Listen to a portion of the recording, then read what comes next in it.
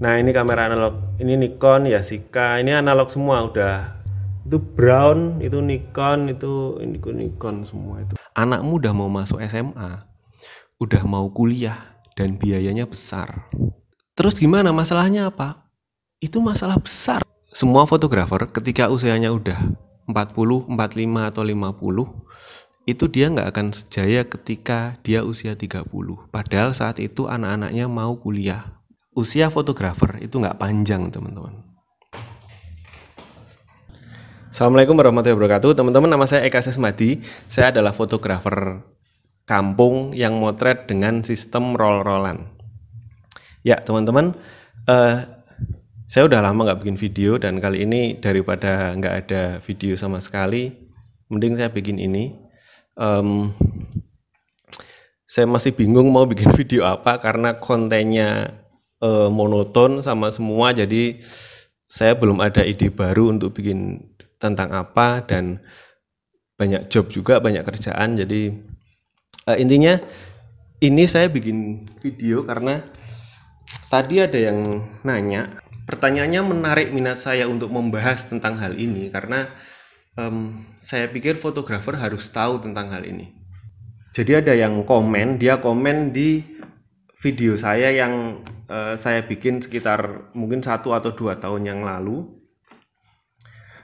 Komennya adalah seperti ini, 350.000 dikurangi 20% untuk perias, artinya cuma 280.000 per roll. Itu krunya dibayar berapa, Mas? Terus alatnya mau dihargai berapa? Skill fotografimu berapa harganya? Apa nggak mikirin temen-temen FG yang lain, Mas? Dengan harga sehancur itu mau dibawa kemana marwah fotografi? Dipuji MUA tapi hancur wibawa. Aduh, Mas. Dia komen gitu. Saya jawab, loh itu masih bagus loh harganya segitu. Karena di Pekalongan aku mungkin masih boleh dibilang yang paling tinggi di antara fotografer yang lain yang di job perias di tahun itu ya, di tahun saat saya bikin video, sekitar tahun 2017, 2018, 2019, sebelum pandemi lah. Itu masih bagus loh, bahkan saya masih yang paling tinggi di antara fotografer yang lain. Oh ya, dan setelah pandemi ini harganya lebih hancur lagi. Saya jelaskan seperti itu. Terus dia balas lagi, wah jadi bingung ngitung HPP-nya Mas kalau gitu. Itu udah masuk paket video apa belum?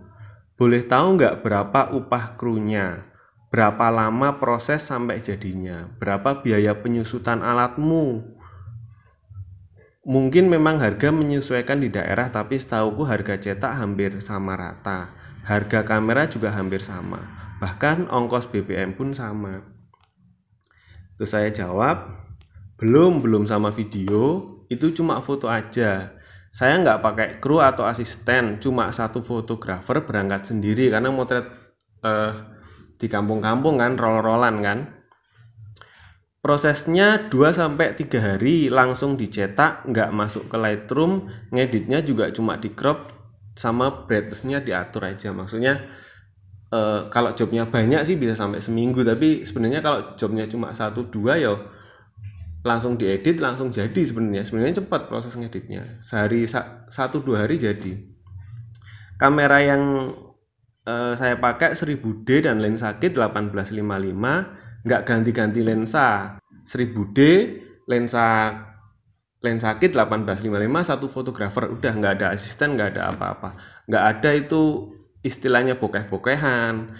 Terus rata-rata wedding itu 3 roll, kadang minim ya 2 roll, jadi 2 roll dari periasnya, nanti mantennya nambah sendiri 1 roll jadi 3 roll. Terus cetaknya cetak 4R itu waktu itu 800, terus naik 1000, sekarang 1200. Albumnya pakai album yang plastik bonus, jadi gratis albumnya, dapat dari tempat cetaknya. Harga alatnya 2 jutaan, sekitar 1000D kan, sekitar 1000D kit sama lensa itu sekitar 2 jutaan. Motretnya dibatasi, kalau 2 roll berarti ngambilnya cuma 150 kali jebretan, nanti dipilih yang bagus sekitar 80 gambar gitulah. Kalau 3 roll ya ngambilnya sekitar 200 sampai 250 maksimal, nanti dipilih 110 gambar. Jadi motretnya nggak unlimited, saya jelaskan di itu. 1000D saya itu shutter unitnya, jadi shutter count-nya itu 4 tahun setelah saya pakai. 4 tahun shutter count-nya kena, servisnya 450.000. 4 tahun servis 4 tahun shutter count-nya kena, itu di tahun kedua 1000D itu udah menghasilkan tanah kaplingan 2 terus rumah. Jadi 2 tahun itu saya udah bangun rumah, udah bangun dari 1000D itu. 2 tahun udah jadi rumah, terus baru 4 tahun kemudian shutter count-nya kena. Itu nggak pernah rusak teman-teman. 1000D saya itu nggak pernah rusak, lensanya pun nggak pernah rusak. Jadi baru 4 tahun shutter count-nya kena, biaya servisnya 400 atau 450.000. Setelah diservis beres, nggak ada kendala lagi. Terus baru tahun ke-6 atau berapa, tombol shutternya nggak empuk lagi, saya ganti 250.000. 1000D terus Nikon D40 60D itu kalau shutter unitnya kena, kalau shutter count-nya jadi udah buat motret terus sampai shutter count-nya habis dalam tanda kutip ya, shutter count-nya kena, itu kalau ganti satu blok itu sekitar 1,5 sampai 2 juta, tapi kalau diservis paling 400 sampai 450, kadang 500.000. Itu udah beres lagi. Jadi nggak masalah, shutter count itu nggak masalah. Nah itu gini intinya. Saya tahu ini judulnya clickbait, tapi ini nggak clickbait, ini beneran. Kamera 1000D yang saya pakai itu sudah jadi berkah buat saya dan keluarga. Ini saya saya mau beli sebuah tempat di tanah gitu ya, sebuah tempat di pinggir jalan depan situ, harganya 1M. Dari hasil 1000D itu 2 tahun, cuma 2 tahun. Kronologinya gini teman-teman, saya ceritakan ya. Saya pakai kamera awal itu D40. D40 itu saya bisa beli 1000D itu hanya dalam waktu satu musim pengantin itu dapatlah 3 juta 4 juta di awal-awal motret dulu. Saya bisa beli 1000D harga 2 atau 2,5 juta. Terus saya motret lagi, saya beli lagi 60D. Tapi intinya di tahun pertama saya motret, saya beli tanah kapling harganya 30 juta. Tahun kedua saya motret, saya mulai membangun rumah di tanah kapling itu nggak tanpa utang bank, tanpa apa. Kenapa bisa membangun rumah? Karena tiap fotografer itu dapat uang itu tiap musim. Misalnya kalau lebaran itu, Idul Fitri tok itu sekitar 25 sampai 30 juta. Pokoknya saya ingat betul waktu itu saya bersih dapat itu sekitar 20 juta lebaran. Kalau nggak lebaran itu rata-rata ya 10 juta, 15 juta. Nah, uang 10 juta, uang 15 juta itu makan seadanya, beli motor nggak macem-macem, beli alat ya yang murah-murah, kehidupan sehari-hari seadanya.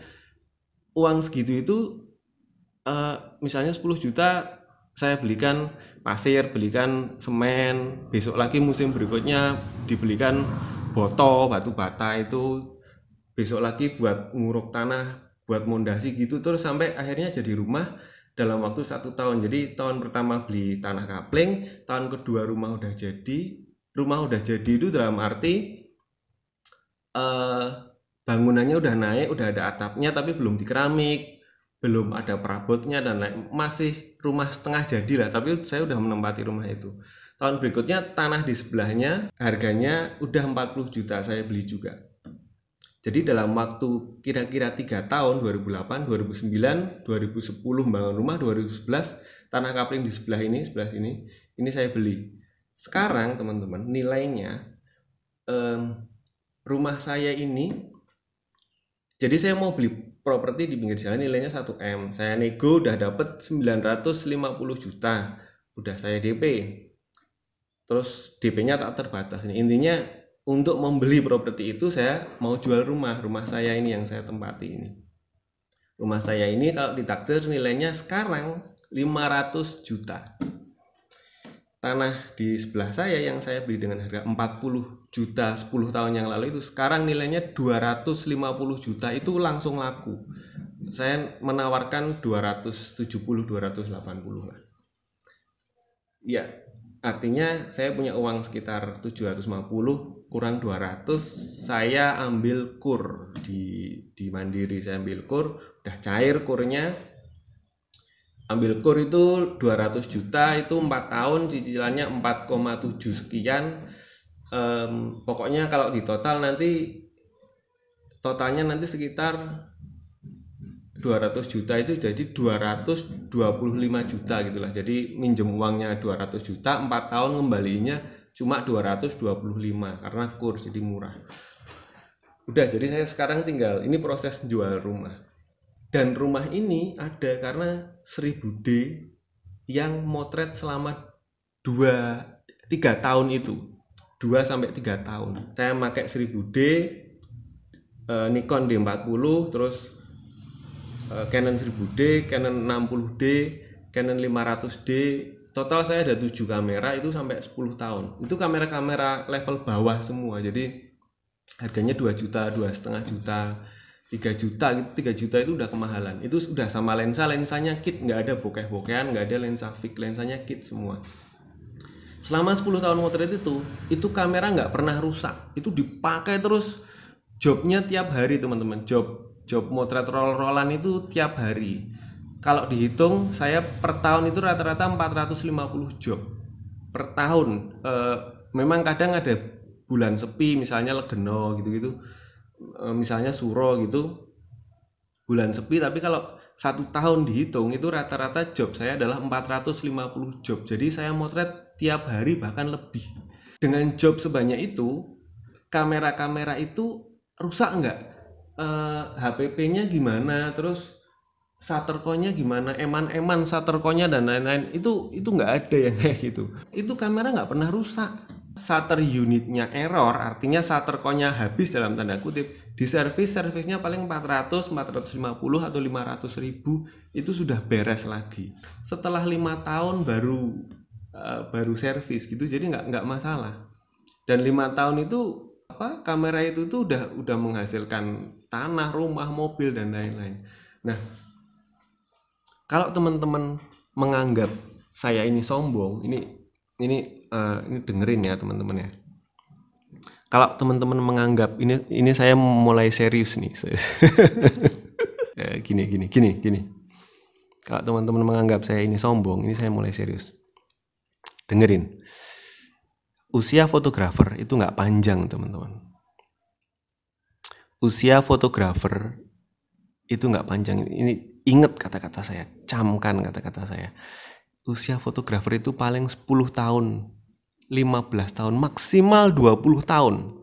Artinya masa jayamu sebagai fotografer itu paling 15 tahun.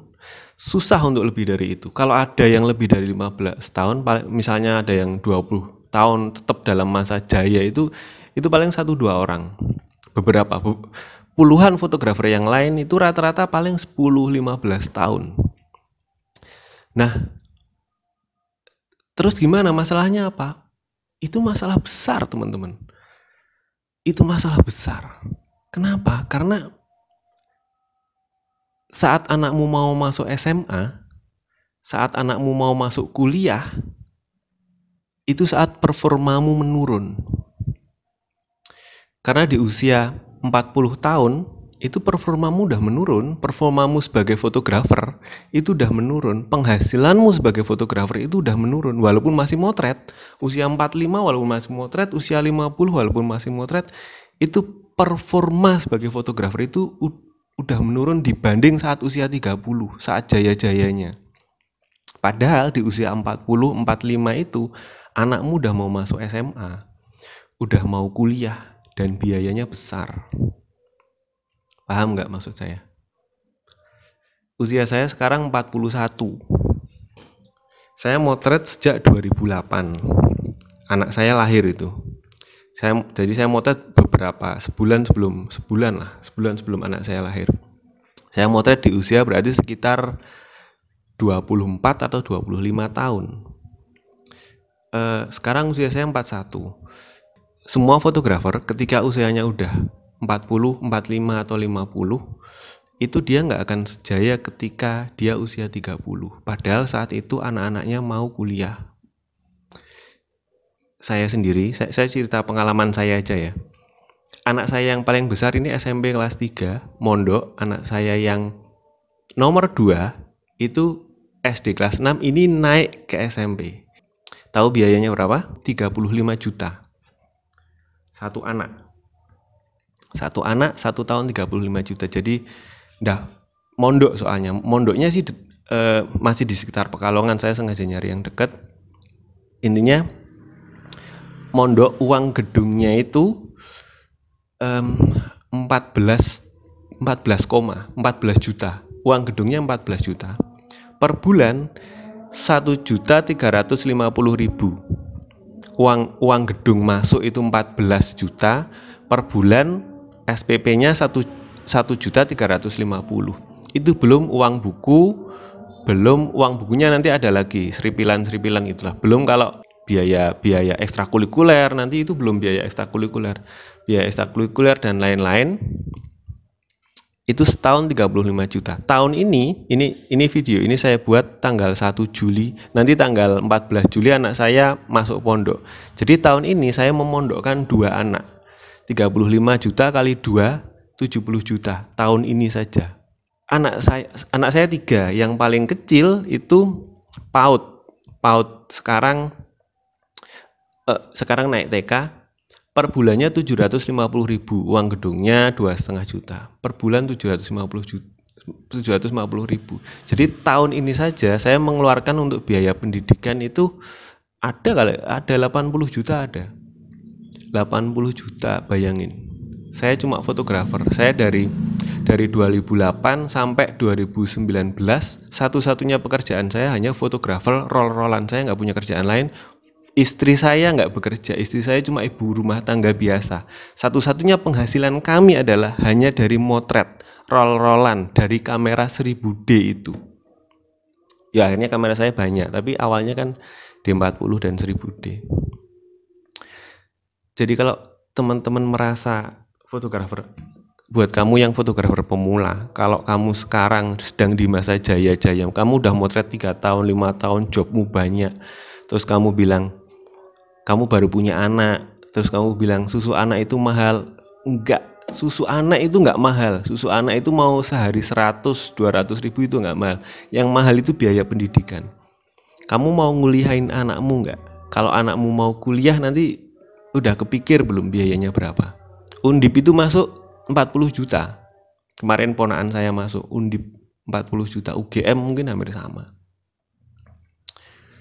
Uangnya dari mana? Pada saat performamu sebagai fotografer di usiamu yang 40 atau 45 tahun udah menurun. Kamu harus pikirkan itu. Saya untung tahun 2008 ketika mulai motret itu hidup apa adanya, dan uang saya belikan tanah semua. Jadi saya punya tanah kaplingan banyak. Tiap tahun itu beli kadang 1, kadang 2 gitu. Tapi tiap tahun pasti beli kaplingan. Karena saya beli yang harganya rata-rata 30-40 juta gitu. Seperti rumah saya yang saya tempati ini, yang saya jual, saya beli kan dulu 30 juta. Bangun rumahnya sedikit demi sedikit, tapi kalau di total ya akhirnya ya sekitar 150-200 lah. Tapi intinya tanah-tanah yang dulu saya beli harga 30-40 juta itu sekarang harganya udah 250. Intinya di atas 150. Jadi untuk membiayai biaya kuliah anak saya nanti, di saat performa saya sebagai fotografer udah menurun, ya jual tanah, jual aset. Itu kalau saya mau menguliahkan anak saya. Kalau enggak ya udah enggak. Misalnya lulus SMA gitu, saya ajari motret, nggak usah kuliah ya nggak apa-apa, itu kan pilihan. Tapi teman-teman, buat kamu yang fotografer yang masih muda, kalau kamu masih baru punya anak 1, baru punya bayi, usiamu masih 25 tahun, nanti di usia 30 kamu motret dan itu adalah masa jayamu, kamu mikir pada saat usiamu 45 tahun. Saya udah 41. Sebentar lagi anak saya udah mau SMA, tahun depan SMA, bentar lagi nggak kerasa udah mau kuliah. Jadi fotografer itu usianya pendek, teman-teman. Nggak kayak pegawai negeri, nggak kayak ya pengusaha mungkin juga ya relatif. Tapi ini saya bahas pengalaman saya sendiri. Jadi kalau sekarang saya jual foto dengan harga yang sangat adaptif, yang sangat fleksibel, itu iya, karena itu cara bertahan hidup. Kamu mau idealis terus, idealis aja terus. Nanti kalau kamu udah punya anak, kalau anakmu udah mau sekolah, anakmu udah mau SMP, kita lihat seberapa besar idealismemu itu akan membawamu. Fotografer yang idealis itu